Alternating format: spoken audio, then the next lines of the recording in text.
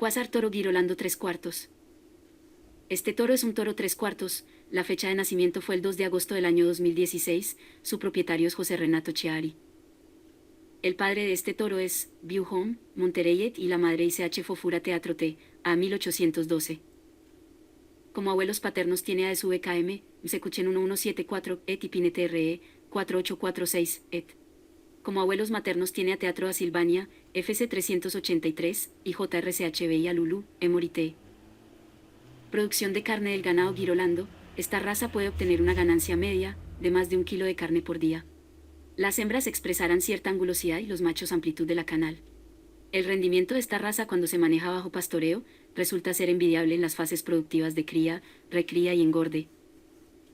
Este toro participa en la prueba de progenie de Embrapa, los resultados de la prueba de progenie se harán a conocer el año 2025. Este toro cuenta con prueba genómica, transmite a su descendencia beta-caseína 1:1.